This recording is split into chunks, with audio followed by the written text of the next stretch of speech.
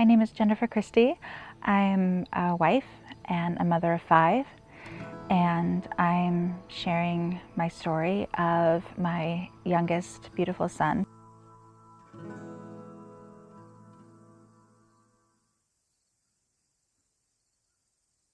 I think that things were pretty much status quo. You would consider us an average family. We had 4 kids. Felt like I was kind of at the top of my game as an interpreter. I was taking on more work and traveling. I had interpreted a few cruises, which was really cool, I thought, and I was getting to kind of see the world a little bit there, and taking some out of town work, and still, for the most part, being able to be home, in time to meet the school bus when my kids got home. So it was sort of the best of both worlds.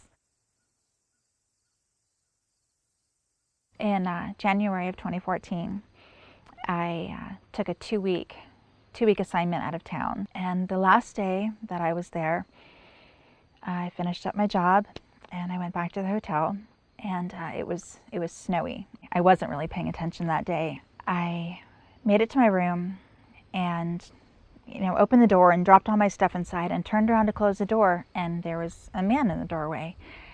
And I remember just kind of being startled, just surprised to see someone there, but I wasn't scared at first.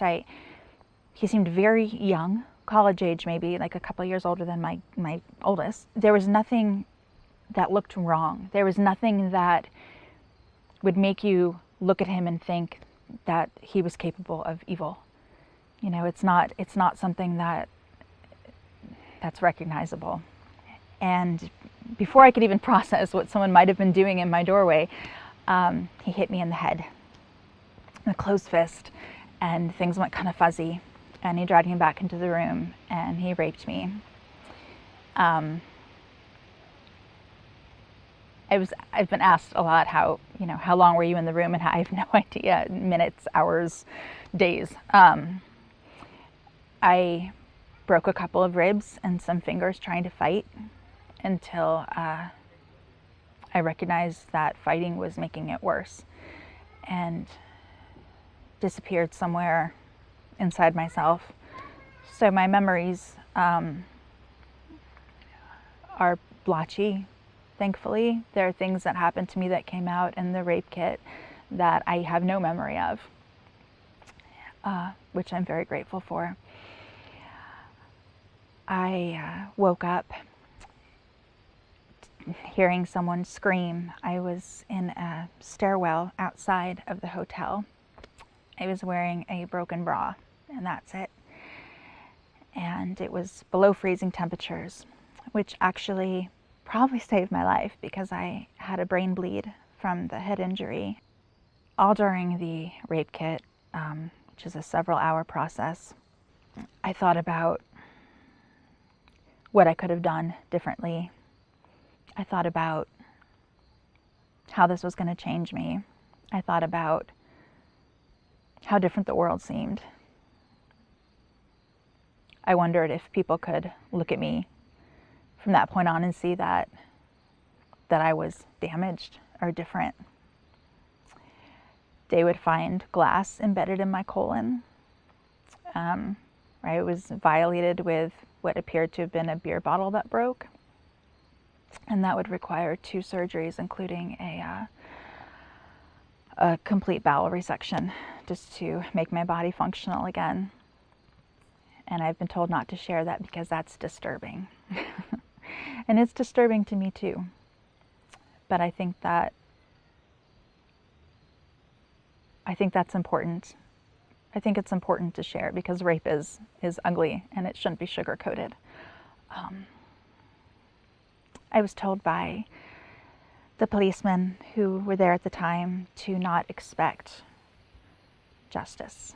I don't know, that's not exactly the word that the man used, but he said, rape cases are a dime a dozen. That was the quote that stuck in my head. Rape cases are a dime a dozen. And I think that in his own way, he was trying to be kind. In his own way, he was trying to tell me to find a way to piece it together and move on. Because this is not something that would likely be pursued very heavily. Life after the assault was very challenging. I did not bounce back quickly. I was not able to resume normal life the way it had been. I was having panic attacks. I felt like I was being watched everywhere. I wasn't eating, I wasn't sleeping. There was one time Jeff had come up to me in the kitchen and put his arms around me just in a hug. He'd done it a million times before. And I just folded in half and I clenched my fists and I screamed. It just took me back there. And I ran to the bathroom and I slammed the door, and I could hear my little boys, saying, "What happened to Mom? What's wrong?" And my husband going, "It's okay, it's all right. I scared her, that's all. I just scared her." And that's sort of the way things were. I was very jumpy, and I just wasn't okay. I thought about hurting myself a lot. I didn't know how I was going to get through the rest of my life. I had an assignment at a church. I don't remember exactly what it was, but there was lots of music, which I loved to do. I loved to sing music, and it was a beautiful experience, and people were coming up to me afterwards, and we were really blessed by that, and I was on such a high.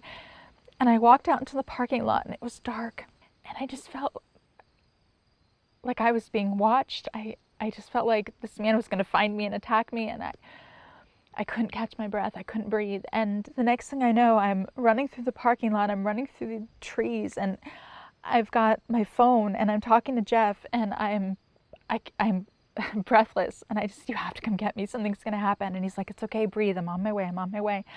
And people were like pulling over. I'm like running through the woods and running through the streets, and people are pulling over, and, "Do you need us to call the police?" And I was just pushing people away with my hands, and I remember thinking, I'm losing my mind. Like, this is it. This is where it all happens, where I just break, like at the beginning of the end.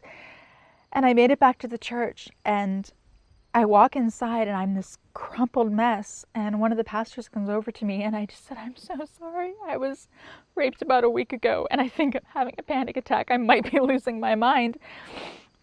And I was just so embraced, and these people just sat with me and just held my hand and waited until Jeff came to pick me up.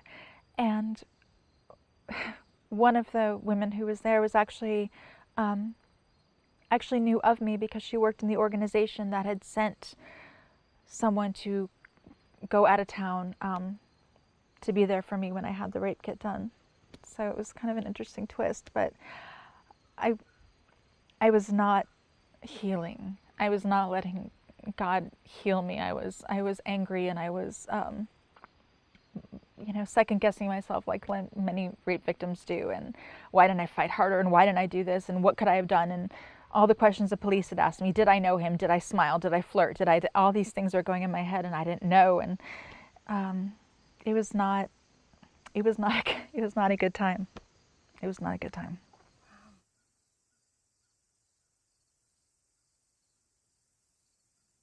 5 weeks after the rape, I was scheduled to interpret on a cruise. And this had been in the works for months, so it wasn't something that I could just easily back out of. There were a team of 4 interpreters, there was a huge group of deaf people, and I was specially requested, and I should have pulled out. I felt like at the time the more professional thing to do would be just to suck it up and do my job, and that was the wrong decision. But that's what I did. This shattered panic attack mess, I went on this cruise. Day 2, I'm sick. Dysentery. I wasn't getting better. The one head doctor, she said, "Is there a chance you could be pregnant?" And I just say, "Okay, look, this is probably not, I'm almost sure I'm not, but I was raped, last month, and you should probably just go ahead and test me." And the question of the morning after pill has come up. In my file, it says that it was given. I would not have taken it only because at the time, now I definitely wouldn't have. Then I didn't know. I just wasn't knowledgeable enough. And if I'm not knowledgeable enough, if there was a question of it being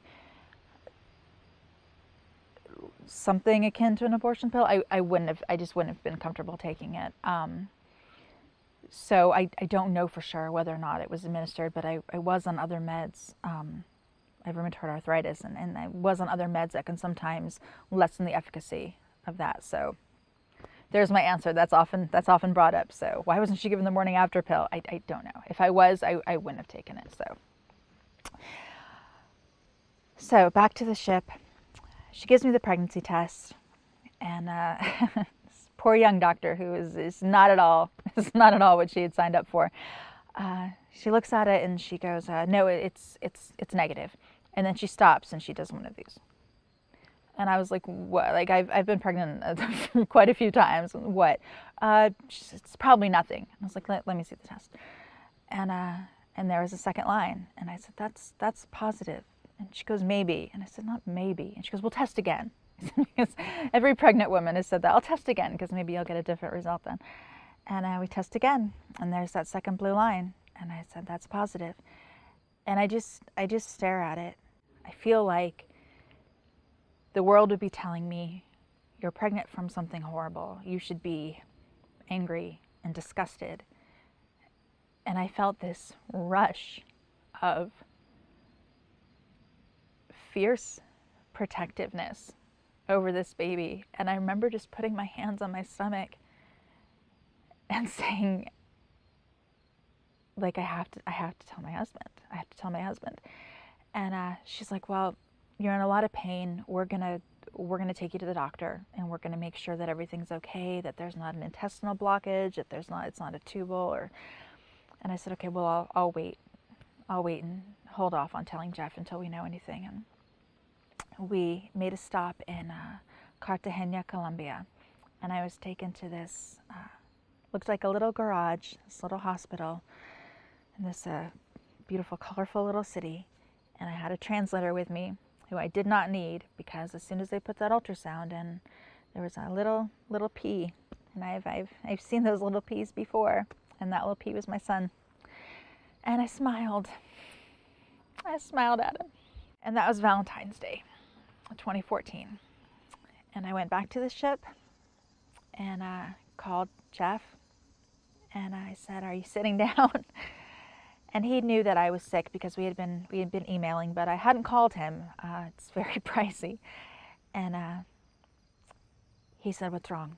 And I said, I'm pregnant." And there was just a hair of a pause, just a split second. And he said, "Okay." I said, "Okay." What do you mean, okay? How is this okay? Like, I'm thinking, oh my gosh, my parents are going to freak. What are your parents going to say? What do we tell the kids? Like, my mind is going just all over the place. I'm like, "How are you calm?" And he said, "Honey, this is something beautiful." He said, "This is a gift." He said, "This is something wonderful that's come out of something so painful for us. We love babies." And I said, "Yeah, we love babies." And he said, "This is going to be awesome." I said, "Okay." He said, "We can do this. We can do this, Jay. We can do this." I said, "Yeah, we can do this." And for the rest of the week, I listened to a lot of really kind-hearted nurses and doctors tell me, you're not thinking clearly. When you get home, it's really early. They'll just give you a pill and it'll all be over. And you can move on with your life. You can take a pill, you can do a quick little procedure, and you can forget, and it'll just be done. And this one beautiful little nurse, she just kept saying, "This poor little victim, this baby, this poor little victim." And I thought, what an interesting perspective, that in her world, this poor little victim needs to be eradicated. And from my perspective, this poor little victim needs to be protected. The last day before I left, I asked to talk to everybody, and we'd grown pretty close. And I said, "Guys, if you ever wonder what happened to me, if you ever think about me again, just know that my husband and I had a beautiful baby in the fall of 2014. And oh my gosh, you could have heard a pin drop. The one doctor, the one who gave me the pregnancy test, she was from somewhere in the Ukraine and wasn't cold, but she'd been very clinical and very professional. And she had tears in her eyes.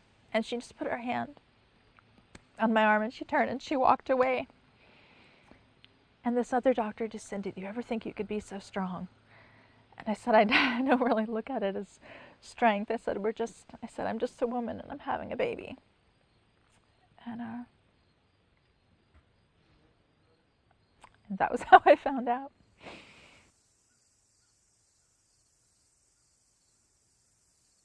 People will say that, you guys made such a brave choice, you made such a bold choice, but we didn't make a choice. The question of abortion was never raised. It never came off our lips. It just wasn't something that was even in our universe as something to consider. It's like saying you got a cut. Did you cut off your legs? No. Why would we even think it could just? Our minds didn't go there. However, there were a lot of significant people in our life who were not thrilled with our decision, thinking, what kind of trauma is this going to do? Are you going to be reliving the rape with every kick, with every move in the womb, and you'll never be able to forget? He'll be a constant reminder you'll never be able to forget. And I had Christian friends of mine saying, "Jen, this is why we have abortion. This is the reason that it's okay."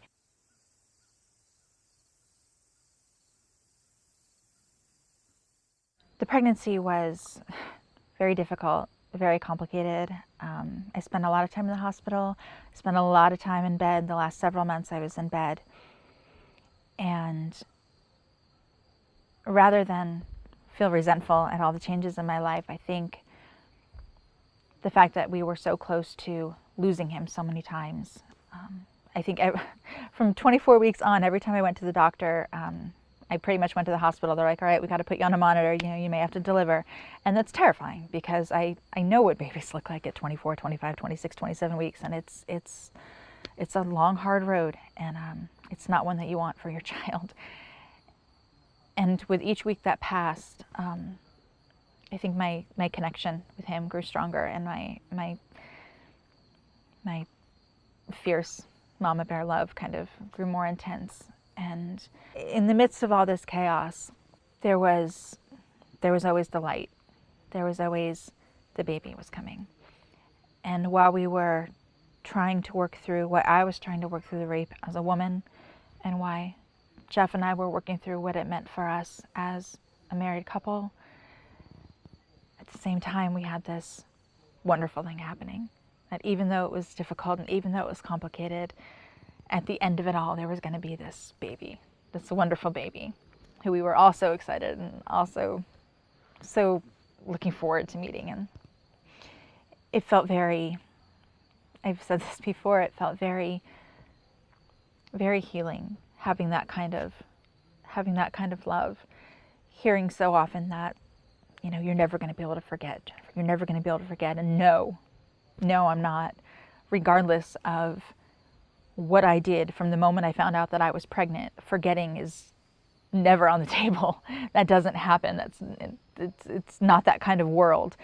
But as far as him being a reminder, he absolutely is every day. But I don't look at his sweet little face and see the face of the man who assaulted me. I don't flash back to that day. He is a reminder that I'm a survivor, and he's a reminder that God is still on the throne and that good still wins out over evil. And he's a reminder that on my darkest day, that someone still thought that I was worthy of saving. I don't know why things happen. We can't see the whole grand scheme of everything. We don't get to know the whole picture. We see a piece of the puzzle. In our finite minds, we can't comprehend the infinite, and I'm okay with that. Because I have this reminder of the fact that what the enemy tried to use to kill me, to bring me down, to end me in every sense of the word, God used to bring light and joy and peace to my life and healing to my family and to my husband and I, and now to I don't even know who, to someone watching who may need to hear it. Yes, he's been healing in every possible sense of the word. And he still is on my difficult days, on the days when I've had a lot of seizures, when I'm sick, when I'm in pain, when I'm dealing with flashbacks, things that still happen as part of my world. They just happen. I have him. And it's really hard to have a bad day when you've got someone wrapping their arms around you, telling you that they love you, or petting your hair, or meowing at you because their sister taught them to be a cat. He's just joy and light and happiness and all the good that God is. And that's what I see when I look at him. People say a lot that, well, that's great, she made her choice. It isn't all about choice. And my story is not one about choice. I'm not telling my story to say, look, this is the choice that I made. I'm talking to emphasize the humanity of my son. It's not just a choice. It's not just a decision. It's life-changing for more than your life. A lot of people who claim to be pro-life but make exceptions for. If you're pro-life, you need to be pro-life and pro-all life. Because what you're saying when you're saying I'm pro-life except for in cases of rape, then you're saying that my son is somehow less deserving, less worthy, less important. That there is something intrinsically wrong with him because of how he came to be. I was reading under, someone else's article. I get tagged in these things all the time, and someone who was calling themselves pro-life was just saying it's just compassion. It's just compassion to say except for in cases of rape, because think about the woman. Why isn't anyone thinking about the woman? And so I responded, and I wanted to read that. He said, think about it from the woman's point of view. And I said, okay, yes, let's think about it from the woman's point of view. The day after she's raped, she's shocked to find out the sun still rises because everything in her world has changed. She feels different, wrong, inexplicably ashamed. She's certain that strangers can look at her and know that she is damaged. She walks around thinking, I'm a woman who has been raped, and knows her life has now been split in half. Before she became a statistic, after. In the silence, she hears things he said to her, things she knows she'll never repeat. When she closes her eyes, she sees him looming over her. She can't eat. The taste of her own blood lingers on her tongue. The dank earthiness of the ground as he held her head down. She speaks with other survivors, with friends, with her lover who's trying desperately to comfort her, but she is terribly, terribly alone. When a faint second line blossoms on the pregnancy test, for a moment she feels as though the wind is knocked out of her. Instinctively her hands drift to her flat belly as she tries to slow her breath. She knows what she should feel. Resentment, anger, maybe. But somehow, for the first time since crossing over into the after, she doesn't feel so adrift. Somehow, for the first time since crossing over into the after, she feels a reason to grow on, a ferocious need to safeguard this delicate new life. She might not have been able to protect herself, but she can protect her baby. Her baby. Deep breath. It's okay, she whispers to nobody and everybody. I'm going to take care of you. But they take care of each other. And in little arms and big eyes and the purest of all love, she begins to heal. So when people tell you to think about the woman, I would ask that you remember my story and the story of so many others. Because we are those women. So many people say think about the woman, and it's a false compassion. Because they're using our story of the 1% to justify the slaughtering of the 99. And it's not true. The lies that they tell you are not true. The lies that you can heal, that you can move on, that everything will be better if you just get rid of your baby. Healing is found in that complete, innocent love. Healing is found in being able to save someone when you couldn't save yourself. There was a quote, a beautiful comment from someone once, where they said, the world was telling us that we shouldn't love you, but in all these voices, we loved you louder. And I tell him that when I tuck him in. I said, we loved you louder. So when he has those doubts, when he finds out, he'll know that we loved him louder than all the negative voices and all the voices that told us that he shouldn't be here. But there's so much more love, and that's so much more powerful, because Christ is so much more powerful than anything evil. So much more powerful. And the messages of love and forgiveness and redemption and healing so permeate our whole life in ways that we never could have imagined. So I just pray that when we do know, if he ever asks, like, why didn't you tell us? Why didn't you tell me before? And we can just say, it didn't matter. It didn't matter to us. You're ours. And it's just a little piece. It's a little piece of your story. It's a little piece of how you came to be, but it's not who you are. Who you are is ours and his, and wonderful. And we would not be the people that we are without you.